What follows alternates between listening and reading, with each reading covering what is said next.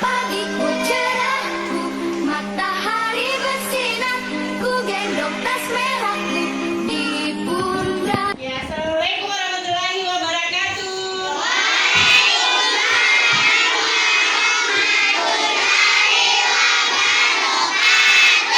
Hari ini tadi pagi kalian olahraga, berarti sudah fresh ya? Oke, kembalikan semangatnya lagi. Bagaimana? Tepuk semangat.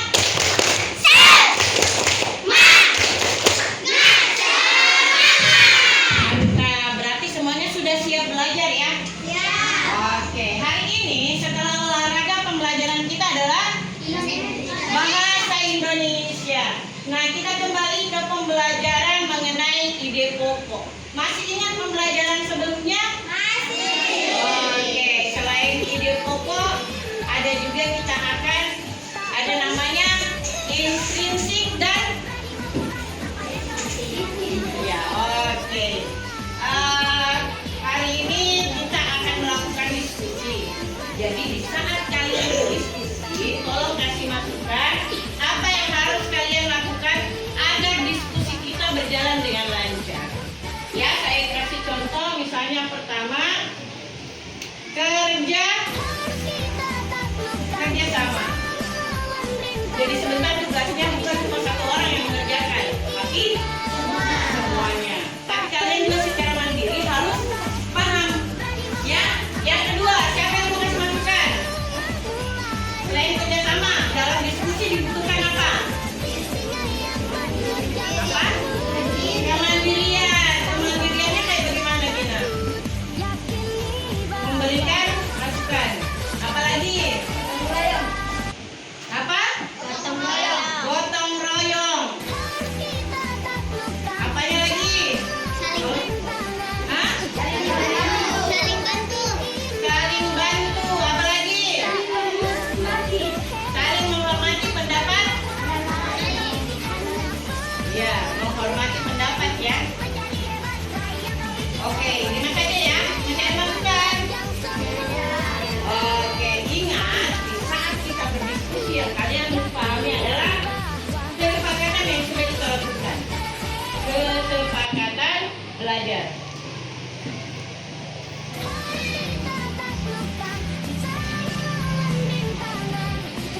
Di awal tadi kita sudah belajar setiap hari kesepakatan kelas. Jadi kesepakatan kelas kita tidak usah ulang ya. Karena kesepakatan kelas kita apa? Belajar dengan tertib. Tidak ribut, apalagi? Tidak bermain. Tidak berbicara. Betul, tidak berbicara. Saat ibu guru menerangkan kalian mendengarkan. Jika itu sudah kalian pahami, tetap kalian jalankan. Ya, sebelum kita berdiskusi, ya sebelum ibu guru kasih AKPD, kalian menonton dulu materi pembelajaran tentang ide pokok. Oke, kalian nonton materi pembelajaran kita, simak baik-baik. Baik anak-anak, hari ini kita akan membahas tentang ide pokok, mengerti, fungsi, dan cara menggunakannya. Apa ya yang dimaksud dengan ide pokok? Setiap paragraf yang kita baca memiliki ide pokok di dalamnya. Mari kita pelajari bersama. Pertama, pengertian ide pokok. Ide pokok paragraf adalah masalah utama yang dibahas dalam suatu paragraf. Ide pokok dapat ditemukan dalam kalimat lain. Apakah kalian masih ingat dengan dalam pertama? Untuk mengingat kembali, mari kita perhatikan penjelasan berikut. Kalimat pertama adalah kalimat yang berisi pokok pikiran utama atau ide pokok dan menjadi dasar untuk mengembangkan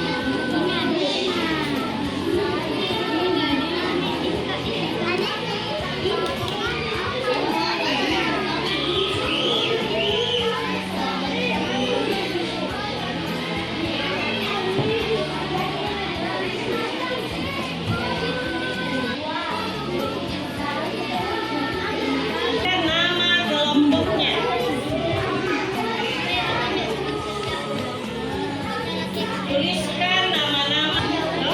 Mana paragraf 1? Nanti yang pertama ini. Bagaimana ini bukunya sama ini? Iya, di situ.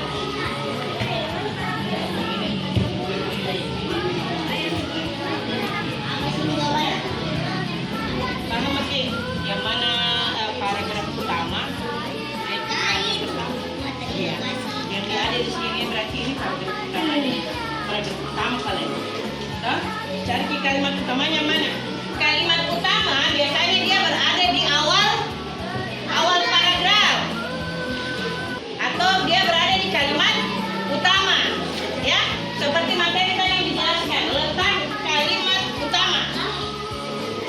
Letak kalimat utama berada di awal paragraf. Ya, kadang juga dia berada di akhir. Kemudian yang di tugas kedua itu bacaan yang kedua. Ya, jadi ada 2 bacaan yang kalian baca. Oke, paham sampai di sini? Oke. Jadi teman-temannya kasih masukan kepada temannya ya yang tulis. Dengar, ada namanya refleksi. Refleksi kalau di situ kotaknya segi 4, berarti boleh diisi semua. Boleh lebih jawabannya dari 1, lebih dari 1 yang dicentang. Kamu bisa perhatikan. Ya. Kalau bunda berarti cuma bisa checklist 1 kali. Paham? Oke, silakan dilanjutkan. Semuanya sudah selesai dikerjakan?